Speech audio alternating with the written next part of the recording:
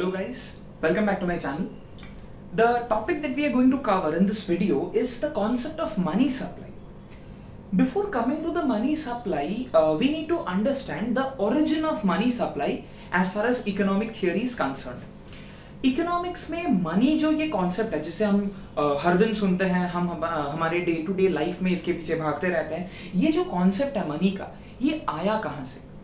Basically money का जो origin है वो हुआ बहुत बाद में. इनिशियली जैसे हम लोग को पता है, we used to have a barter system of exchange.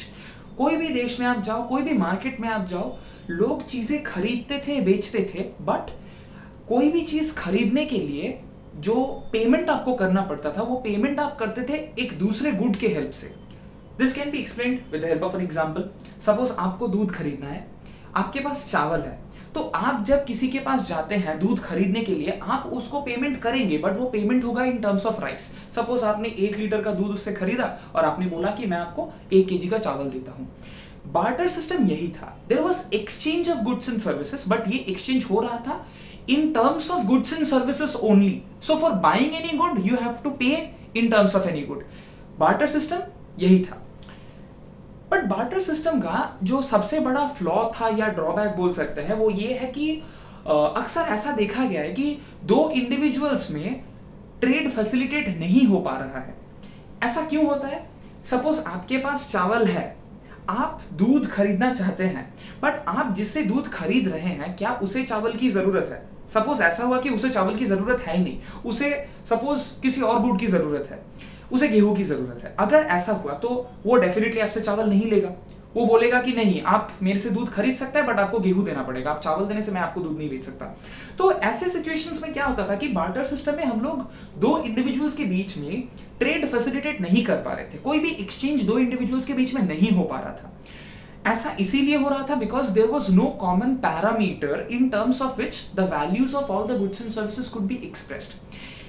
तो ये जो बार्टर सिस्टम का फ्लॉ था, यही बेसिकली एक सिग्नल देता है हमें कि we need to have a common parameter in terms of which the values of goods and services can be measured. Economics में हमें पता है कि दो थियरीज होता है, पहले होता है क्लासिकल, उसके बाद होता है केन्शियन. क्लासिकल थियरी के पहले एक थियरी और एग्जिस्ट करता था जिसे हम लोग कॉमनली बोलते हैं मर्केंटलिज्म थियरी. जो भी मर्केंटलिस्ट इकोनॉमिस्ट थे उनका ये मानना था कि हाँ, हमें कॉमन पैरामीटर की जरूरत है, बट ये कॉमन पैरामीटर जो भी सोसाइटी में प्रेशियस मेटल्स है, हम उन प्रेशियस मेटल्स को एज कॉमन पैरामीटर यूज कर सकते हैं. जैसे गोल्ड हो गया, सिल्वर हो गया, कॉपर हो गया, ब्रॉन्ज हो गया. तो सपोज आपको कोई भी गुड खरीदना हो, you can make a payment in terms of gold coins. आपको कोई भी चीज बेचना हो, you can say accept a payment in terms of silver coins or maybe bronze coins or copper coins. तो mercantilist economists ने एक पैरामीटर तो दिया, बट ये जो पैरामीटर था, ये पैरामीटर बेसिकली क्या था? प्रेशियस मेटल्स जैसे कि gold, silver, copper, bronze. But जो मर्केंटलिस्ट इकोनॉमिस्ट्स का ये प्रपोजल था, इसमें एक बहुत बड़ा फ्लॉ था.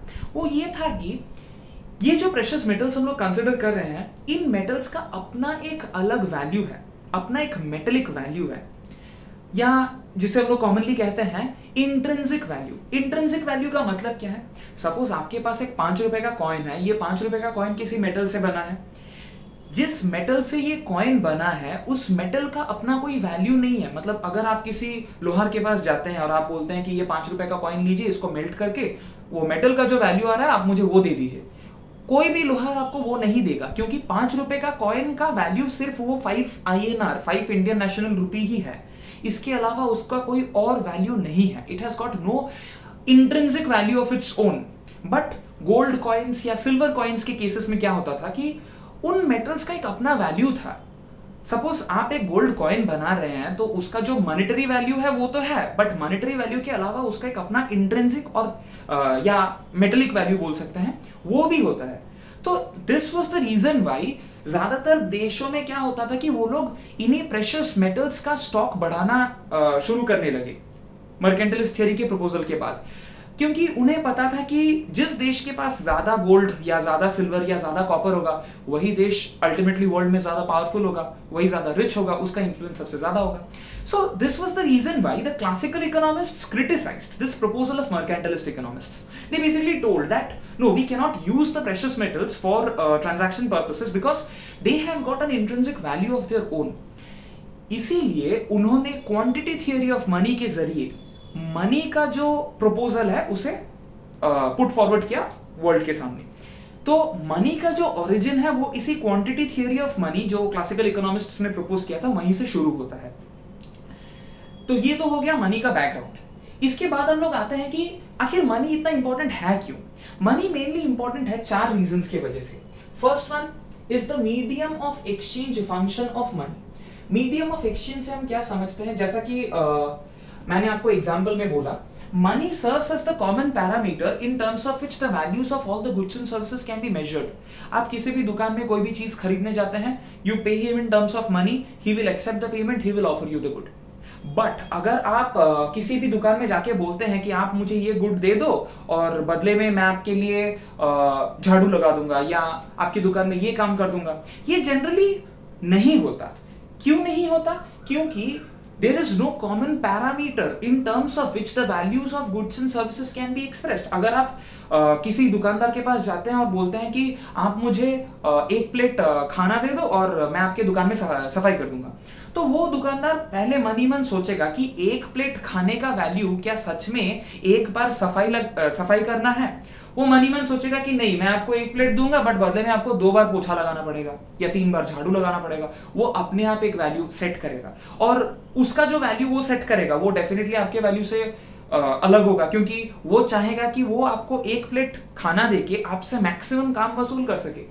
सो due to this absence of common parameter, trade cannot be facilitated between two individuals. क्योंकि अगर इसी एग्जांपल में वो आपको बोलता है कि नहीं, आपको मैं एक प्लेट खाना दूंगा बट इसके बदले में आपको 5 बार मेरे दुकान में पोछा लगाना पड़ेगा, तो आप कहेंगे कि नहीं, एक प्लेट खाने के लिए मैं 5 बार क्यों लगाऊं, मैं एक बार पोछा लगाऊंगा. तो इससे क्या होगा कि वो बोलेगा कि तब मैं आपको खाना नहीं दूंगा, आपको खाना नहीं मिलेगा, 2 इंडिविजुअल्स में ट्रेड नहीं होगा, no exchange. So money solved the problem of this trade facilitation to a large extent. Money basically वो कॉमन पैरामीटर बन गया which is known as the medium of exchange in terms of which the values of all the goods and services can be measured. आज के date में आप कहीं भी कोई भी चीज खरीदने जाओ, आपको पेमेंट करना पड़ेगा in terms of money. ये हो गया first point. So the second function that money serves is measure of value. जैसा कि हम लोगों ने बार्टर सिस्टम में देखा कि बार्टर सिस्टम में हम लोग एक गुड का वैल्यू दूसरे गुड के टर्म्स पे मेजर कर रहे थे, बट इसके वजह से ट्रेड फैसिलिटेट नहीं हो पा रहा था. इसीलिए मनी ने क्या किया, वो पैरामीटर दिया जिसके टर्म्स में हम लोग किसी भी गुड का वैल्यू मेजर कर सकते हैं. आप अभी जाते हैं कोई भी गोल्डन ज्वेलरी खरीदने, आपको उसका value in terms of money पता चल जाएगा. वहीं अगर आप एक बिस्किट का पैकेट खरीदने जाते हैं, उसका भी वैल्यू आपको इन टर्म्स ऑफ मनी मिल जाएगा. आप कोई भी चीज, कोई भी कमोडिटी मार्केट में आज खरीदने जाएं तो आपको उसका value in terms of money ही मिलेगा. So money basically is the common term और the parameter in terms of which the values of different commodities, diverse varieties of commodities can be measured. कोई भी देश डेफिनेटली 1 या 2 good produce नहीं करेगा. कोई भी देश या किसी भी मार्केट में सैकड़ों varieties of goods and services मिलते हैं. तो मनी बेसिकली हेल्प करता है to measure the values of all those goods and services. ये हो गया दूसरा पॉइंट. जो तीसरा पॉइंट आता है why money is important is store of wealth. तो स्टोर ऑफ वेल्थ का बेसिकली मतलब क्या है? सोसाइटी में कोई भी इंडिविजुअल चाहेगा कि मैं अभी जो इनकम कर रहा हूं मैं उससे एक पार्ट स्टोर करूं, ताकि आफ्टर माय रिटायरमेंट सपोज मेरा जब ये इनकम सोर्स नहीं रहेगा तब मैं जो ये वेल्थ इकट्ठा कर रहा हूं इससे मैं अपना गुजारा कर सकूं. तो money basically helps to act as a common parameter again in terms of which individuals can store their wealth. तो अगर आपको वेल्थ स्टोर करना है, आप in terms of money bank में रख सकते हैं, फिक्स डिपॉजिट, रेकरिंग डिपॉजिट, किसी भी डिपॉजिट के फॉर्म में. हाँ, अभी मनी के अलावा भी there are several other forms in terms of which you can store your wealth. Suppose आपने म्यूचुअल फंड में इन्वेस्ट किया या किसी कंपनी का आपने शेयर्स खरीदा, आपने स्टॉक्स में इन्वेस्ट किया, वो आप कर सकते हैं, but that is definitely not as liquid as money. अगर आपको तुरंत पैसे की जरूरत पड़े तो आपके पास जो पैसा है आपने बैंक से निकाला और दे दिया, तो मनी में एक हाई लिक्विडिटी रहता है, it can be easily used for transaction purposes. But suppose आपने अपना जो वेल्थ है उसको इन टर्म्स ऑफ गोल्ड स्टोर किया, आपको पहले गोल्ड बेचना पड़ेगा, गोल्ड बेच के उसको मनी में कन्वर्ट करना पड़ेगा। सो गोल्ड या स्टॉक्स, म्यूचुअल फंड्स, इन सब का क्या होता है कि लिक्विडिटी मनी के कंपैरिजन में कम होता है। Money has got a wide acceptability, आप किसी को भी मनी के टर्म्स में पेमेंट दोगे वो ले लेगा। So this is the reason why individuals prefer storing their wealth in terms of money. जो चौथा पॉइंट है, the fourth point why money is important is it acts as a standard of deferred payments. What exactly do we mean by deferred payments? कई बार ऐसा देखा गया है कि दो इंडिविजुअल्स के बीच में एक ट्रेड हो रहा है, एक ट्रांजैक्शन हो रहा है, बट वो जो ट्रांजैक्शन का पेमेंट है वो अभी नहीं हो रहा, वो से 1 साल बाद हो रहा है। सपोज आपने लोन लिया किसी बैंक से, आपको सपोज लोन रीपे करने के लिए बैंक ने 5 साल टाइम दिया, तो ये जो 5 साल के बाद लोन का वैल्यू होगा उसको बैंक मेजर करेगा in terms of money. Deferred payments basically refer to those payments which are not made in the current period. Deferred मतलब ये ट्रांजैक्शन हो रहा है after a certain period of time, it is not occurring in the present period. So in case of deferred payments also, money acts as a standard in terms of which the values of these payments can be measured. अभी payment नहीं हो रहा है, payment हो रहा है बाद में, बट वो जो फ्यूचर में वो पेमेंट का वैल्यू कितना होगा, that can be measured and expressed in terms of money. So these are basically the 4 functions that money serves, and these are the 4 main reasons why money is important in any economy. Now we come to the next part of our discussion, that is, what are the components of money supply? Do we only refer to the currency that is in circulation, like the currency notes and coins, by money supply, or are there any other components which are included as far as money supply is concerned? Basically हमारे देश में RBI ने एक working committee form किया था only for the purpose of deciding what should be the definition of money. ये जो working committee on money supply है, इसने 1998 में अपना एक रिपोर्ट पब्लिश किया था, और उसी रिपोर्ट में इस कमेटी ने बताया था कि money is a very vast term. By referring to the term money, we basically refer to a wide spectrum of things. So कोई एक डेफिनेशन से हम लोग मनी को एक्सप्लेन नहीं कर सकते, क्योंकि मनी के अंदर बहुत सारे कंपोनेंट्स होते हैं। इसीलिए ये जो वर्किंग कमेटी है आरबीआई की, इसी वर्किंग कमेटी ने प्रपोजल दिया कि हमें 4 अलग definitions of money supply use करना पड़ेगा। What are these 4 definitions? The first definition of money supply that we use is known as M1 definition of money. What do we mean by M1 definition of money? The M1 definition of money basically consists of 2 components. First one is known as currency in circulation. हमारे पास जो cash रहता है जिससे हम day to day transactions करते हैं, जो currency market में सर्कुलेट हो रहा है, जो एक इंडिविजुअल के पास से दूसरे इंडिविजुअल के पास जा रहा है, करेंसी नोट्स, कॉइन्स, इन्हीं को हम लोग डिनोट करते हैं as C, that is the currency in circulation. Second component that constitutes M1 is known as DD. By DD we basically refer to demand deposits. हमें पता है कि we often deposit our money with the banks, and these deposits are called demand deposits, क्योंकि अगर आपको जरूरत हो, आप डिमांड करते हैं, तो बैंक तब आपको आप ही का डिपॉजिट अमाउंट वापस लौटा देता है। So by demand deposits we basically refer to those deposits that you keep with the commercial banks. तो ये हो गया दूसरा component of M1 definition of money. First हो गया C, सेकंड हो गया DD, थर्ड कंपोनेंट आता है OD. What do we mean by OD? OD का मतलब है अदर डिपॉजिट्स विथ RBI। हमारे देश में या आप किसी भी देश में जाएं, fractional reserve banking system is practised. Fractional reserve banking system basically means out of the total deposits that any bank receives from its consumers, it is going to keep a certain percentage as a reserve with the RBI, and out of the remaining amount it is going to offer loans. ये जो reserve banks रखते हैं, ये basically क्यों रखते हैं? Banks keep this reserves ताकि suppose future में कोई इंडिविजुअल आए बैंक के पास और बैंक को बोले कि मेरा जो भी डिपॉजिट अमाउंट है वो मुझे वापस दे दीजिए, तो इन दैट सिचुएशन बैंक क्या करेगा कि उसके पास जो रिजर्व है उस रिजर्व से उस इंडिविजुअल को पे कर पाएगा। So these reserves are basically kept so that if in future any such situation arises when the depositor wishes to withdraw his money, the banks can mitigate to his demand for his deposits. तो ये जो reserve commercial banks रखते हैं, ये commercial banks रखते हैं generally with the RBI. These deposits are basically denoted by this OD component. OD refers to other deposits that the commercial banks keep with the central bank. ये हो गया हमारा M1 definition of money. Second component आता है वो है M2. M2 definition of money में what are the components that are included? The M2 definition basically includes M1 plus the savings deposits with the post office savings banks.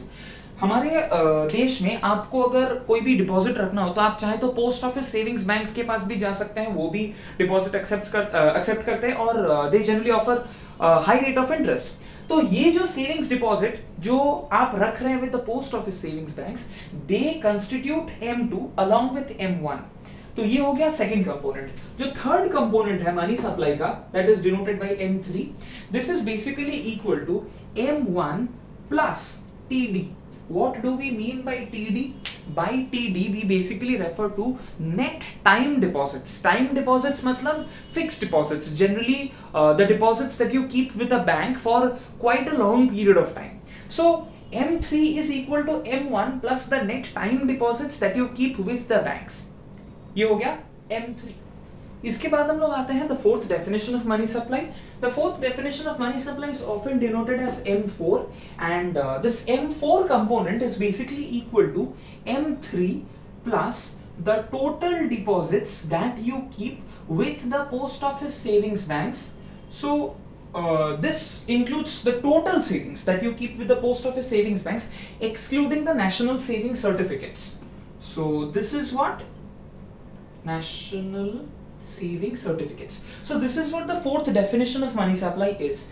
Just to give a brief recap, first definition includes currency in circulation, that is the currency that is with the public, plus the demand deposits that you keep with the commercial banks, plus the other deposits that the commercial banks keep with the central bank.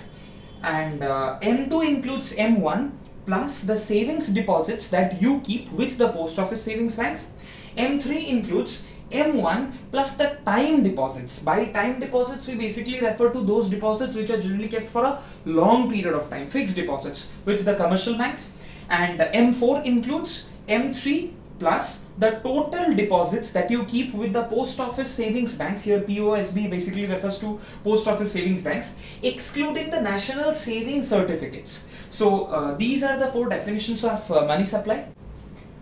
Apart from these four definitions of money, there is also another component of another definition of money supply, which is commonly denoted as M0.